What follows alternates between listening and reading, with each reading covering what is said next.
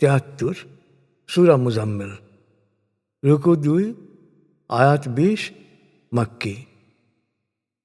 দয়াময় মেহেরবান আল্লাহর নামে।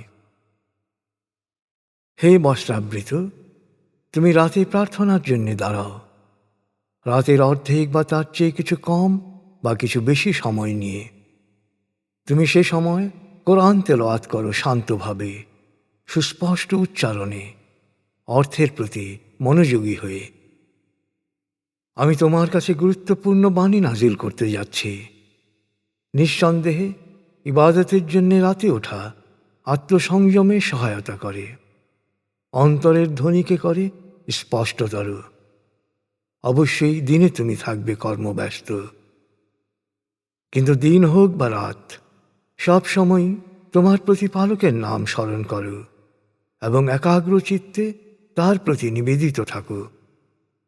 তিনি উদয়াচল ও অস্তাচলের মালিক, তিনি ছাড়া কোনো উপাস্য নেই। অতএব তাকেই তুমি তোমার একক কর্মবিধায়ক রূপে গ্রহণ করো। সত্য অস্বীকারীরা তোমার বিরুদ্ধে যাই বলুক, তুমি ধৈর্য ধরো এবং সৌজন্য সহকারে ওদের এড়িয়ে চলো। যারা সত্য অস্বীকার করছে, ওদের বিষয়টি আমার উপর ছেড়ে দাও। জীবনের বিলাস সামগ্রী ওরা ভোগ করছে, তা ভোগ করার জন্যে আরও কিছুটা সুযোগ দাও।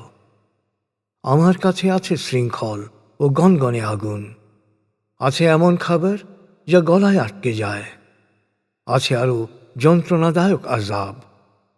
আর তা বাস্তব রূপ লাভ করবে সেদিন, যেদিন পৃথিবী প্রকম্পিত হবে, পাহাড় পর্বত চূর্ণ বিচূর্ণ হয়ে পরিণত হবে উড়ন্ত ধূলিকণায়। আমি তোমাদের কাছে তোমাদের জন্য সাক্ষী স্বরূপ এক রসূলকে পাঠিয়েছি, যেভাবে আমি রসূল পাঠিয়েছিলাম ফেরাউনের কাছে। কিন্তু ফেরাউন সে রসূলকে অমান্য করেছিল, যার জন্যে আমি তাকে দুনিয়াতেই কঠিন শাস্তি দিয়েছিলাম।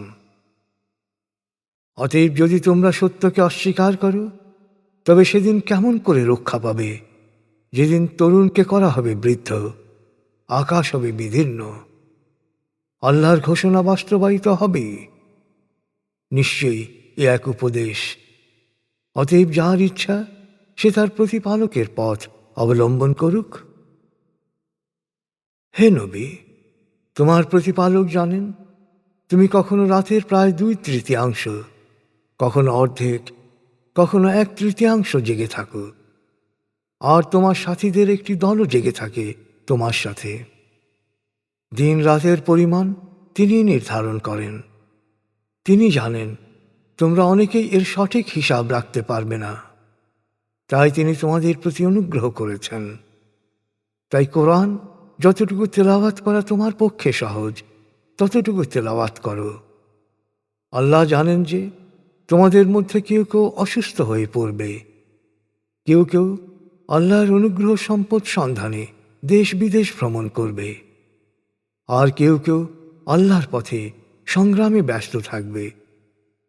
অতএব কোরআন থেকে যতটুকু তেলাওয়াত করা তোমার জন্য সহজ, ততটুকুই তেলাওয়াত করো।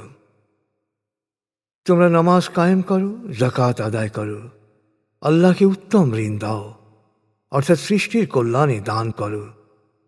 আসলে যা কিছু সৎকর্ম তোমরা অগ্রিম আল্লাহর কাছে পাঠাবে, তার পরিবর্তে পরকালে এর চেয়ে ভালো, এর চেয়ে অনেক বড় পুরস্কার তোমরা তাঁর কাছে পাবে।